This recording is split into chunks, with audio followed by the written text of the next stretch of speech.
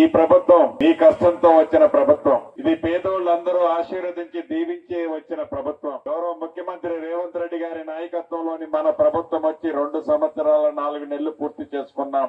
ఈ 2 సంవత్సరాల 4 నెలలలో ప్రజల వద్దకే ప్రభుత్వాన్ని అనేక పర్యాయాలు పంపించాం. ప్రజల కష్టాలేంటో, ప్రజల బాధ ఏంటో, ప్రజల ఘోష ఏంటో తెలుసుకోవాలి. అధికారులే కాదు, ప్రజా ప్రతినిధులు కూడా ప్రభుత్వం ప్రజల వద్దకి పోవాలని ప్రభుత్వం వచ్చిన మొదటి నెలలోనే అధికార యంత్రాంగాన్ని మొత్తాన్ని ప్రతి గ్రామానికి, ప్రతి వీధికి పంపించాం. ఆనాటి 10 సంవత్సరాల్లో వారి ఘోష వినని ఆ ప్రభుత్వానికి, ఏ ప్రభుత్వాన్ని దించాలని, ప్రజా ప్రభుత్వం కావాలని కోరుకున్న ప్రజలకి అండదండలుగా ఉండాలని ప్రతి అధికారి మీ ఇంటి దగ్గరకు వచ్చి మీకున్న సమస్యలు ప్రతిదీ లిఖితపూర్వకంగా తీసుకోవటమే కాదు, వాటికి ఒక్కొక్కటి రాష్ట్రంలో ఉన్న ఆర్థిక పరిస్థితుల్ని కూడగట్టుకుని ప్రతి సమస్యని పరిష్కరించే దిశగా గౌరవ ముఖ్యమంత్రి రేవంత్ రెడ్డి గారి నాయకత్వంలోని మన ప్రభుత్వం ఈనాడు పేదవాడికి అండదండలుగా, భరోసాగా, భద్రతగా ఉండటమే కాకుండా చెప్పిన ప్రతి మాటని ఒక్కొక్కటి చేసుకుంటూ వస్తూ ఇంకా 1 ఉన్నా దాన్ని కూడా చేసే దిశగా ఈ ప్రభుత్వం ఈనాడు పనిచేస్తుంది. దాంట్లో భాగమే ఈ 2 సంవత్సరాలు నిండిన సందర్భంగా ఈ రాష్ట్రంలో ప్రజా పాలన ప్రగతి ప్రణాళిక కార్యక్రమం ద్వారా 99 రోజుల కార్యక్రమాన్ని చేపట్టాం. దాంట్లో భాగంగా మే 2వ తారీఖు నాడు అన్ని నియోజకవర్గ స్థాయిలో మీటింగ్ పెట్టాలన్నది గౌరవ జిల్లా కలెక్టర్లకు ఆదేశాలు ఇచ్చాం. ఇచ్చిన మాట ఆదేశాలనుసారం ఈనాడు వైజాగ్ నియోజకవర్గంలో కూడా అద్భుతంగా అన్ని పార్టీలకు సంబంధించిన ప్రజాప్రతినిధులు ఇక్కడికి హాజరై ఈ ప్రభుత్వం చేస్తున్న సంక్షేమ కార్యక్రమాలు, అభివృద్ధిని ఇంకా మరింత ముందుకు ఎలా నడపాలని, ఆ నడిపే దాంట్లో మీ సూచనలు, సలహాలు తీసుకొని తప్పకుండా వాటిని కూడా ఈ ప్రభుత్వం భవిష్యత్తులో ఆ కార్యక్రమాన్ని కూడా చేపట్టుదని కూడా ఈ వేదిక ద్వారా మీకు హామీ ఇస్తున్నాను. మీరు ఒక్కటి గమనించండి, ఈనాడు ఏదైతే ప్రధాన ప్రతిపక్షమని చెప్పుకుంటున్న పెద్దలు రోడ్ల మీద కావు కేకలు పెడుతూ మా అధికారం పోయిందనే చెప్పకుండా, ఏ పేదవాళ్ల కోసమైతే ఆనాడు 10 సంవత్సరాల్లో ఉన్నప్పుడు ఆ పేదవాడిని విస్మరించిన ఆ పెద్దలు ఈనాడు ఆ పేదవాడి కోసం ముసలి కన్నీరు ఎలా కారుస్తూ ఇది చేయాలి, అది చేయాలి అని ప్రగల్భాలు ఏవైతే పలుకుతున్నారో, ఆనాడు 10 సంవత్సరాల్లో ఉన్నప్పుడు ఆ పేదవాడికి సన్నబియ్యం ఇయ్యాలనే జ్ఞానం ఎందుకు రాలేదు? రేషన్ కార్డు ఇవ్వాలనే సిగ్గెందుకు లేదు? పేదవాడి ఆత్మ గౌరవానికి చిహ్నంగా ఉండే ఒక ఇల్లు, డబుల్ బెడ్రూమ్ ఇస్తామని కూడా ప్రతిసార్లు మోసం చేస్తాయి కదా ఈ ప్రభుత్వం.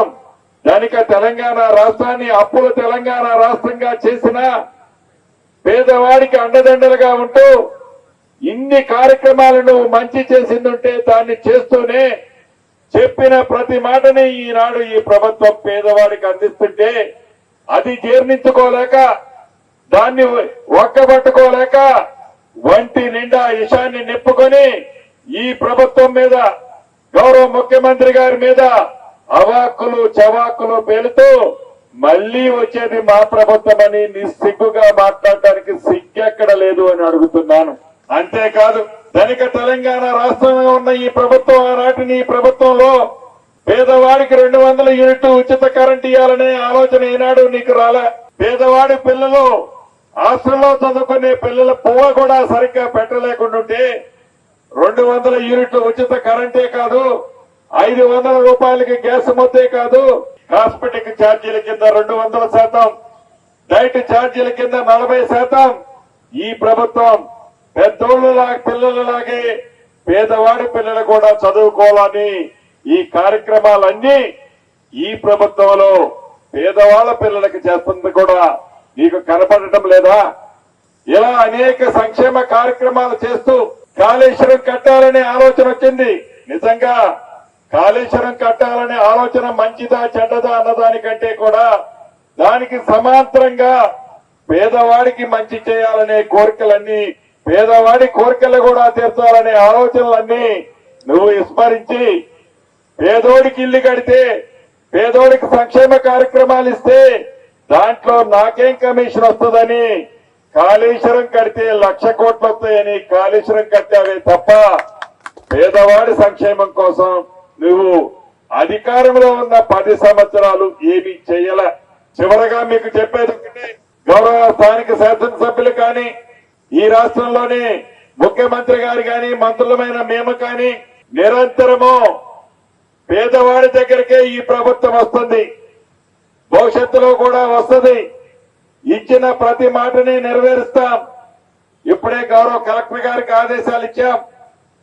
ఏవైతే ఈ ఉమ్మడి జిల్లాలో ఈ ఖమ్మం జిల్లాలో ధాన్యం కానీ మొక్కలు కానీ ఆ భగవంతుడి దయతో రైతన్నలకి అత్యధికంగా ఎప్పుడూ పండినంత పంట పండింది. చాలా సంతోషంగా ఉంది.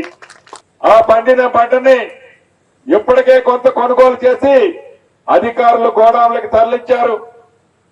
ఇంకా కూడా తరలించాల్సిన పంటలు ఇంకా రైతన్నల దగ్గర చాలా ఉంది. గౌరవ కలెక్టర్ గారిని ఇందాక ఆదేశించింది అదే.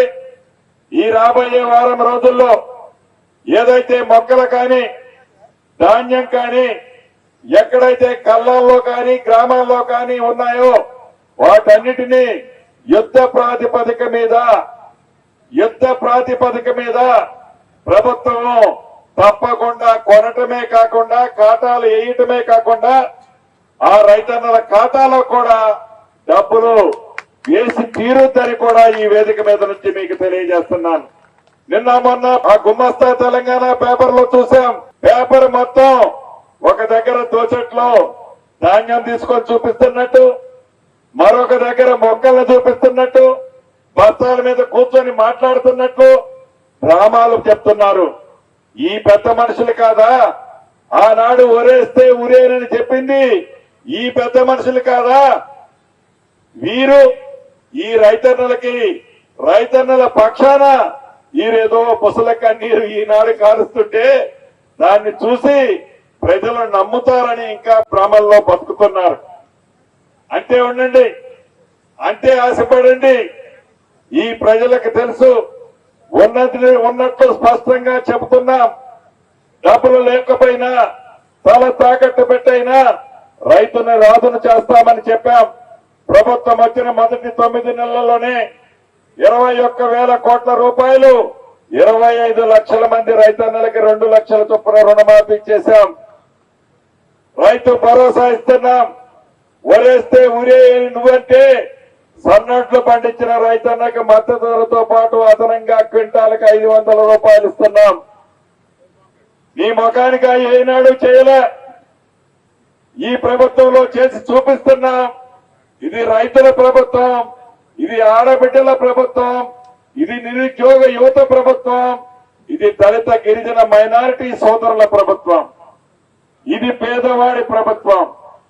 ఈ ప్రభుత్వాన్ని తల్లకిందులుగా నువ్వు తపస్సు చేసినా, నువ్వు ఎన్ని పగటి కలల కన్నా మళ్లీ వచ్చేది ప్రజల దీవెనలతో. ఇదే ప్రభుత్వం, ఇదే ప్రజా ప్రభుత్వం, ఇందిరమ్మ ప్రభుత్వం తప్పకుండా తిరిగి వస్తుంది. మళ్లీ నీ పగటి కళలతోనే నువ్వు కాలం గడుపుతావని ఈ వేదిక మీద నుంచి పగటి కళల కంటున్న ధోరణులకు తెలియజేస్తున్నాను. చివరగా ఇది మీ దీవెనలతో చల్లగా ఉన్న ప్రభుత్వం, పేదవాడికి అండగా ఉండే ప్రభుత్వం. మీ దీవెనలో ఇలానే ఉండే విధంగా భవిష్యత్తులో కూడా ఈ ప్రభుత్వం పని చేస్తుందని కూడా ఈ వేదిక మీద నుంచి మీ అందరికీ తెలుపుతూ, ఇక మీ శాసనసభ్యుడి గురించి నేను ప్రత్యేకంగా చెప్పనవసరంలా, నిరంతరము మీ మధ్యనే ఉంటాడు, మీ కష్టాల్లో పాలు పంచుకుంటాడు. ఈ నియోజకవర్గానికి ఏ పని ఉన్నా ఏ మంత్రి గారి దగ్గర గాని ముఖ్యమంత్రి గారి దగ్గరికి వస్తాడు, పొట్టలో తలకాయ పెట్టి సంతకం పెట్టి శాంక్షన్ చేసుకుని వస్తాడు. మంచి ఎమ్మెల్యే, అందరితో సఖ్యతగా ఉంటాడు. భవిష్యత్తులో కూడా ఇదే సఖ్యతలో ఉండి ఒక్కసారి కాదు 2 సార్లు కాదు, ఈ నియోజకవర్గం రిజర్వేషన్ గా ఉన్నంత కాలం శాసనసభ్యుడిగా రామదాస్ అనే ఉంటాడని కూడా మీ అందరికీ తెలుపుతూ మరొక్కసారి అధికారులు కూడా ఆదేశాలు ఇస్తున్నాను.